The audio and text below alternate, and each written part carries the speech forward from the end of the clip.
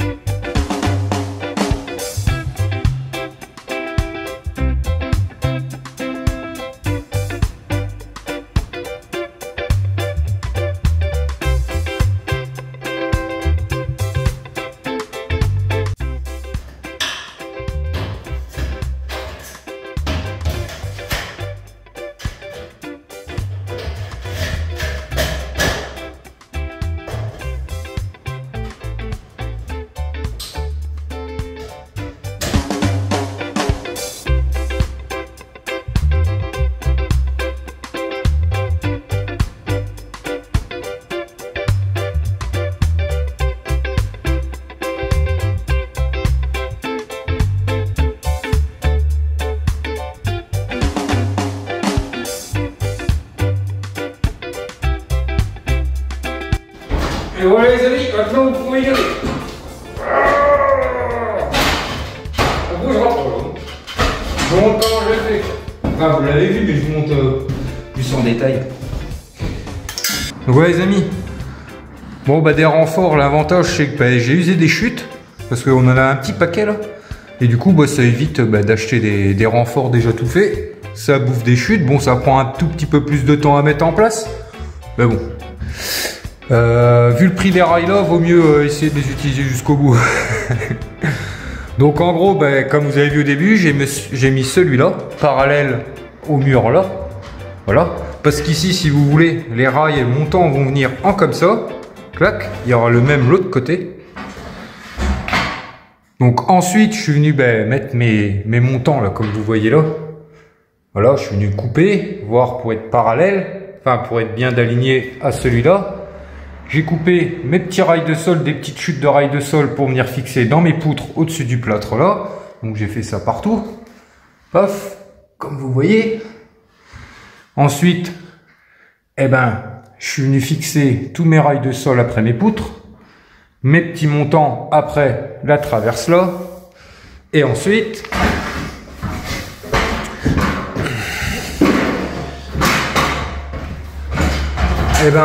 j'ai enquillé, ensuite, j'ai mis mon rail de sol là, et je suis venu enquiller mon montant, paf, dans celui-là, et celui-là. Puisque là, les rails montants vont être mis en comme ça. Vous voyez? Et ici, en comme ça. Donc voilà. Un peu l'explication de ce que j'ai fait. Ça m'a permis d'user un peu des chutes. Et puis comme vous avez vu, je me suis pendu après, donc c'est pas prêt de bouger. Et du coup, ça nous permet de faire, même si on a un L, de faire quand même un plafond en autoportant. Et puis qui bougera pas, je vous le dis. Donc voilà, PK.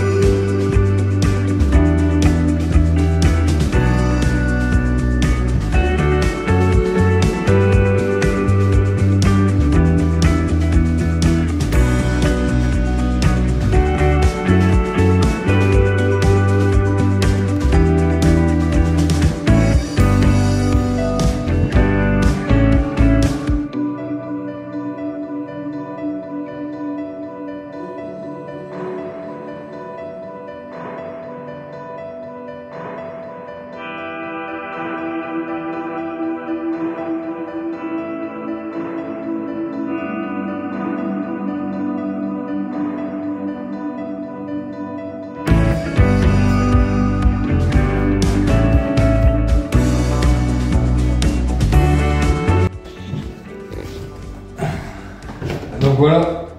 Là je suis à court de rail, donc et puis comme vous avez pu voir, j'ai un peu passé de la chute en croisant les rails avec des rails complets. Ça c'est une petite technique. Quand vous avez un peu trop de chute, des assez grandes, vous pouvez doubler vos montants. Il n'y a qu'en bout de plaque que moi je le fais pas, que je double pas avec des chutes en fait. Je double avec 2 montants. Mais vu que là, pareil, on n'a pas une grande longueur, on a 2,18 m, donc logiquement, même un était largement suffisant. Et comme je préfère faire plus solide que pas assez, le but c'est que ça dure dans le temps, j'ai doublé avec les chutes.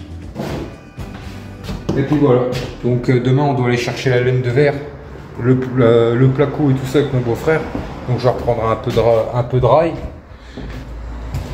Et puis j'essayerai en même temps, ben... voilà ça. Je suis passé pas mal de chutes, il me reste que ça. Donc on essayera d'en repasser 3-4.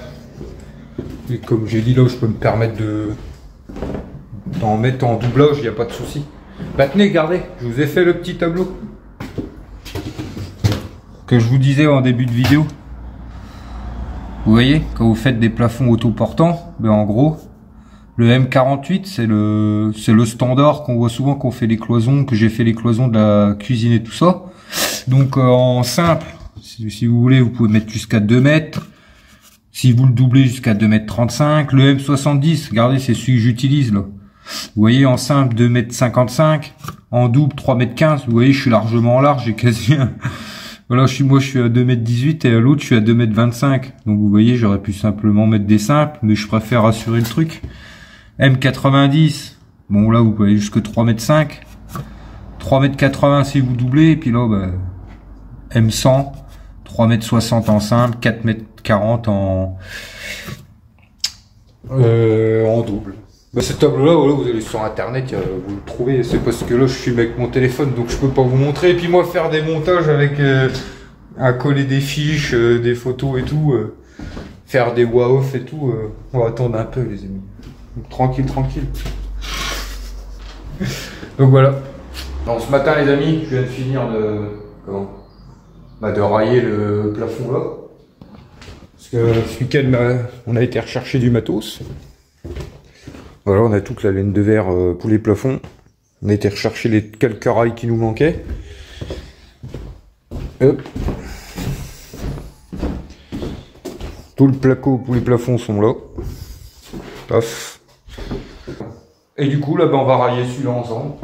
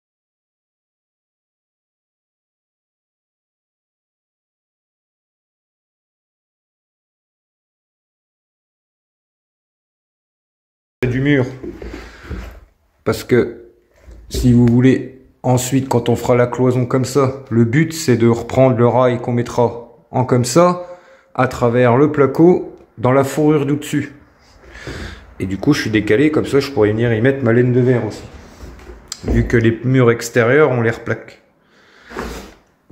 Donc voilà, maintenant je vais attaquer mes pattes. Je ne sais toujours pas le nom. Et du coup, j'en mets une sur deux. Je mets une patte sur deux. Comment? J'espace d'une sur deux mes pattes et je les mets en quinconce comme ça. Ça évite que ça soit toutes les mêmes poutres qui portent. Et normalement, la norme, il me semble que c'est 120 maximum entre chaque patte. Mais moi, là, en gros, j'ai un espace de 60 à 80. Ce qui, voilà, il faut mieux que ça soit plus solide que pas assez. Donc, c'est impeccable. Mes amis, j'ai fait une connerie. Enfin, une connerie. C'est lundi matin. Le week-end était assez dur, donc j'ai un peu la tête dans le gaz. En fait, j'ai réglé mes bords en dessous. Mais en fait, j'aurais dû les régler au-dessus. Parce que, comment dire, mais pour mettre mes pattes, je vais pas être bon du coup. Mais c'est pas grave, du coup, normalement, eh ben, on se règle avec le haut pour être bon et aligné avec nos pattes et puis nos fourrures. Donc c'est pas grave, je vais remonter un peu et puis c'est tout. Mais lui, je viens de m'apercevoir ça là-bas. Donc voilà, problème réglé.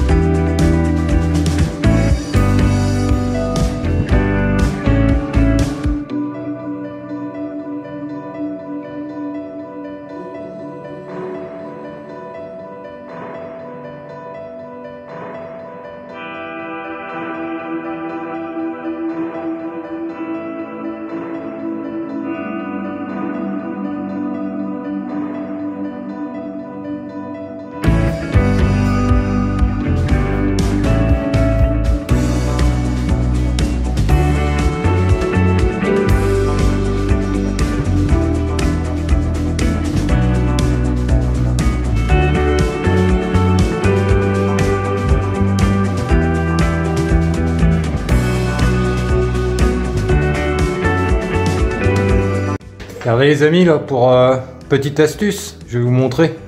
Là, si vous voulez, j'ai la poutre qui est vachement relevée.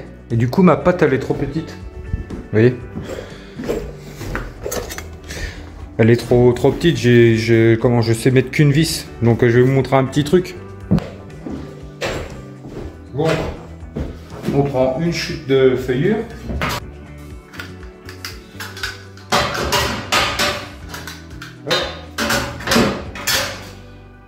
Ma visseuse.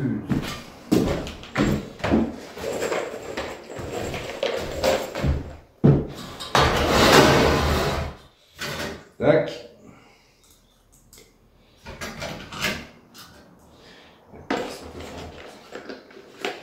Des petites vis autoforantes.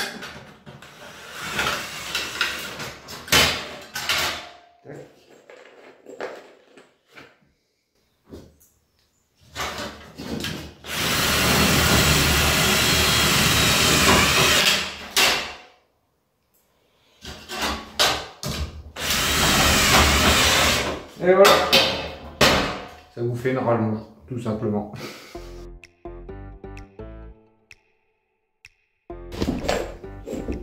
Et voilà l'affaire. Donc voilà les amis, raillage terminé.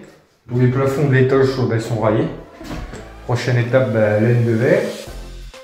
Je vais passer leur gaine aussi. Donc ouais, prochaine étape, laine de verre, puis après plaquage. Donc mais je pense qu'on fera ça dans la prochaine vidéo. Enfin pour moi je vais attaquer tout de suite, mais pour vous, ça sera dans la prochaine vidéo. Donc voilà. Si la petite vidéo vous a plu les amis, on n'oublie pas comme d'habitude le petit pouce bleu. Pour les nouveaux à vous abonner, le petit commentaire, tout le tralala. Et puis moi je vous dis à la prochaine. Allez, bon retour.